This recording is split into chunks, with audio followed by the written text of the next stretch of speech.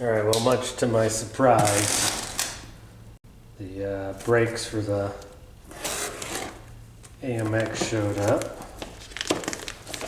So I thought I would just open it up in the box, you know, as you get to see what it is.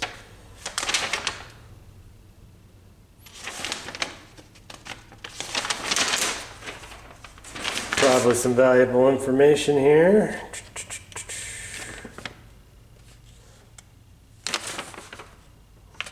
Tells you what parts you'll need. Part.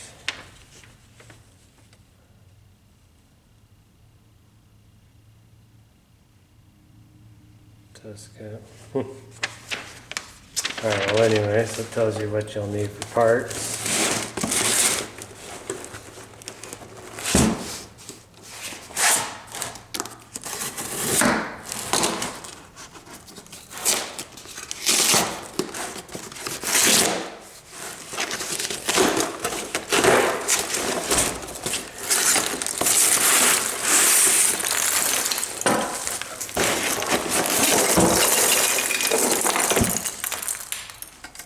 Looks empty. Hooray for peanuts.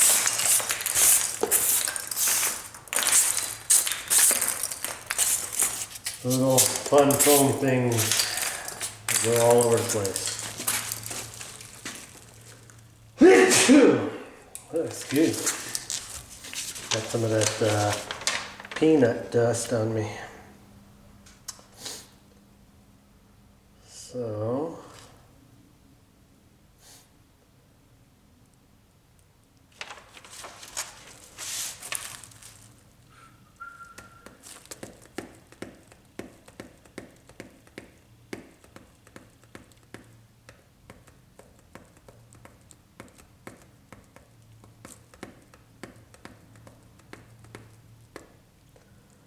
let's see here.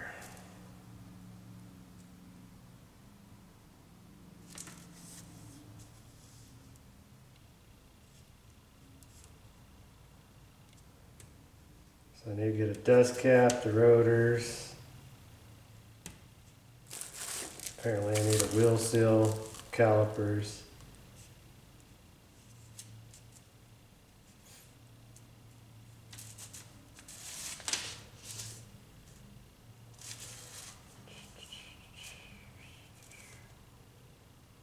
I think I need some Cadillac Eldorado brake hoses, but I don't know. They're not very specific on that. Of course, I haven't really read any of the instructions.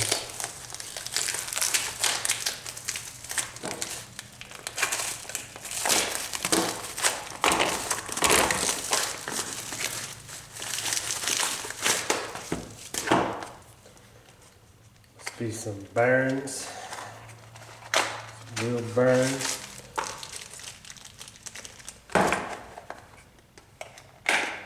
Probably should save these part numbers.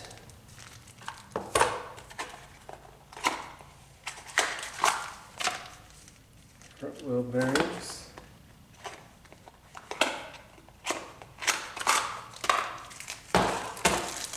Okay, pile of wheel bearings. And then the brackets that make it all happen, I guess.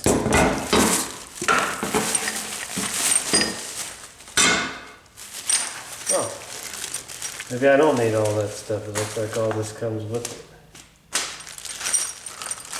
China. Hope there's no coronavirus in there. Got the banjo bolts, the retainers. Whatever those things are.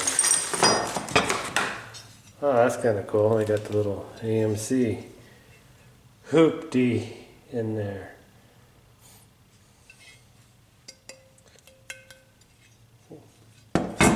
Very nice. Alright, well anyways, I thought I'd just unpack this stuff for you real quick.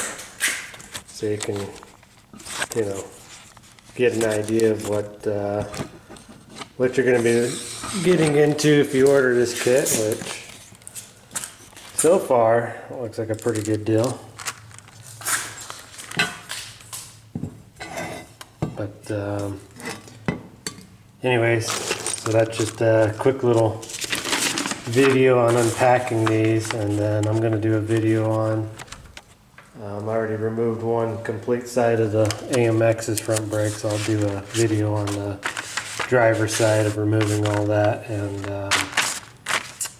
we'll get a good detailed video on me struggling to get these put on there. So, alright, well, I appreciate everybody that's watching, and we'll get some more videos out on these brakes as soon as we can. Alright, so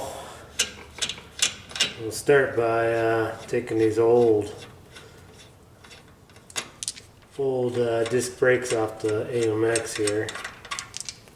And as I mentioned before, these are 9/16 lugs, so quite a bit bigger than the factory 1/2 inch, I think.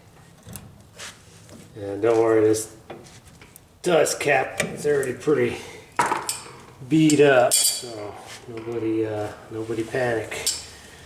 It wasn't good, so I didn't destroy it any more than it was. Now, I'll probably destroy these more. You got a cotter pin or whatever kind of pin you want to call this. And last time I had this off, I had to struggle with it because the legs broke off and it was kind of too short. After you pull that out, then you got your little lock cover for your spindle nut here. And go ahead and loosen that.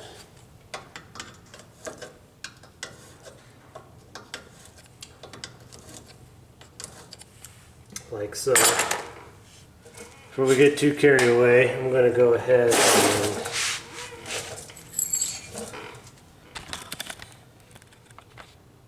right up there are the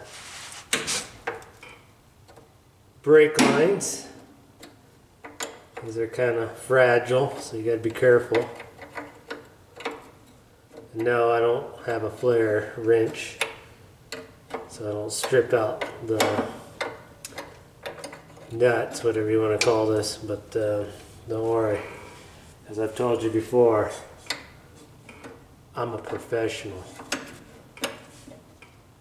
Kinda.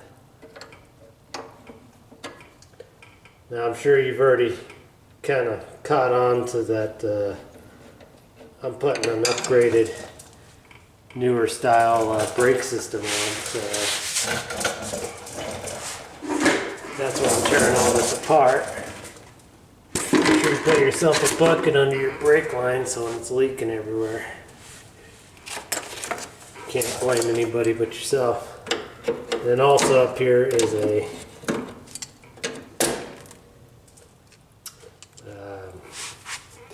that thing.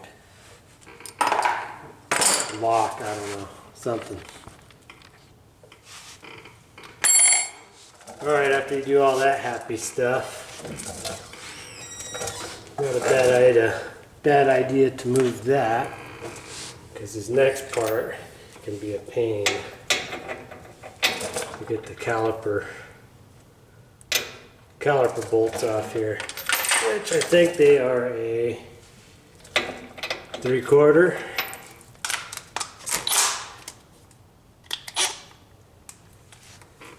I know I had some issues with these ones.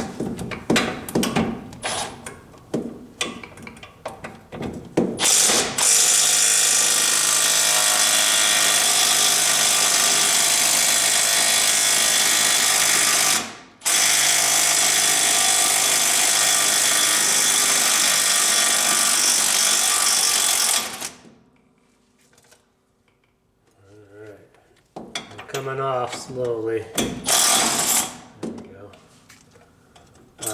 I had some issues with them. You got to be careful with them. They are a fine thread. bolt. So before I totally destroy this metal line, so as most of you watching this probably know or have at least watched my introduction videos, and you know this car is a basket case. Well, I didn't have the brackets right here for the hard line, and I didn't have these hard lines either. So I actually just kind of made my hard lines, and then I just made a bracket out of some metal. And I don't even know if that really mimics the factory one, but I just kind of made myself a bracket to hold all this slop together. So it worked. It worked for the 2 years I asked it to work. So I'm not gonna complain too much about it.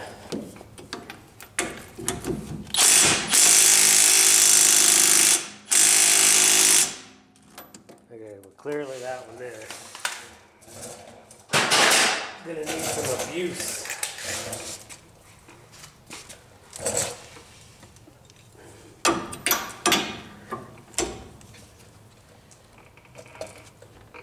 Let's see. Move you out of the way.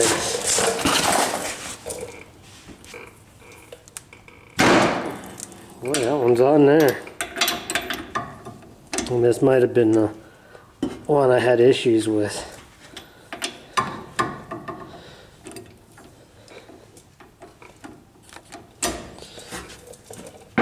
Well, anyways, let me get that out and I'll bring you back. Okay, got him out of there. Just took a little bit of swearing and a little bit of throwing stuff around, and it came off. All right, and then this old crusty caliper should come on. Not all the time.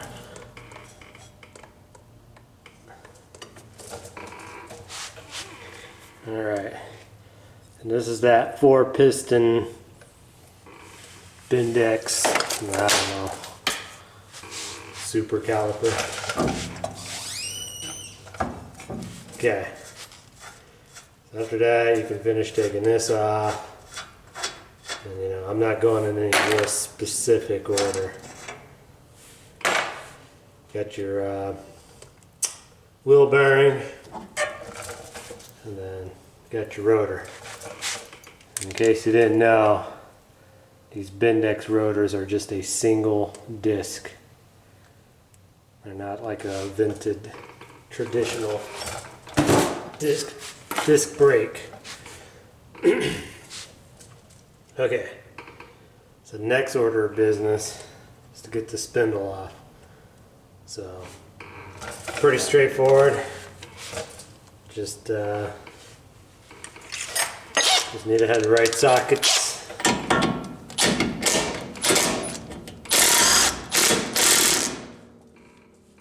Right sockets and a wrench.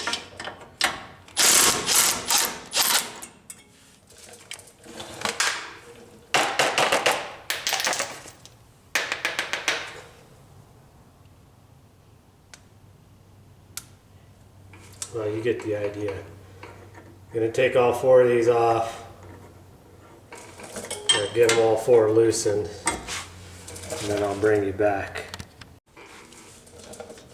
Okay, get all these loosened and out of your way and all that good stuff. And then you got your dust shield, which has a lot of brake dust on it. And then you can slide off the spindle, which the only difference between this spindle and a drum brake is there's a little bit of height difference, like a 1/16 of an inch on this part here, which I'll actually compare them here in a little bit, so you can get the bird's eye view on that.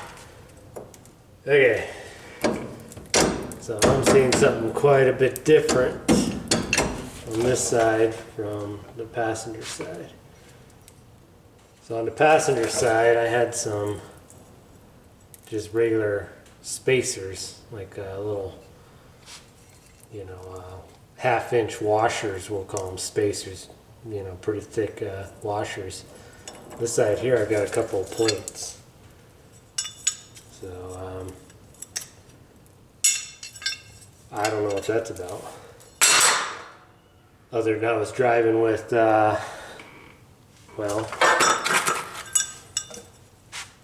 I'd say that's about a 1/4 inch maybe. So other than I was driving with a 1/4 inch more wheel on that side hanging out than this side, I guess. I don't know, I'm going to have to look into that a little bit and see what's going on. If you're a He-Man like me, you can turn all that by hand. And here's my little homemade bracket. I don't even know what I made that out of, but I just kind of grabbed a flat piece of bracket and then I just twisted it to do its duties there. So it worked good enough for me. Okay, so obviously the new brakes aren't going to just plop on because I got some spacer issues on this side. I think. I'm pretty sure I'm going to have issues, so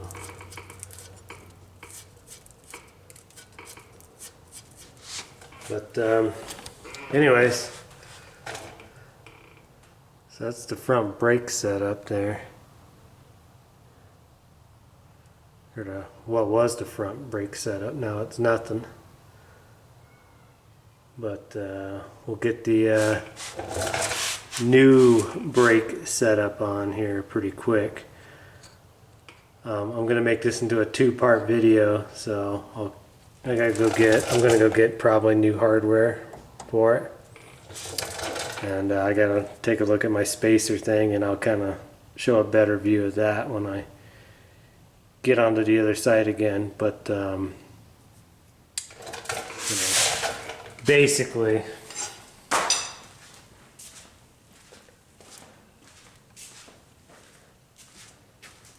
that's what we're gonna put together. We'll do that piece by piece here, and we'll go from there. Alright, well, until the next video, which will be here really quick, we'll see ya.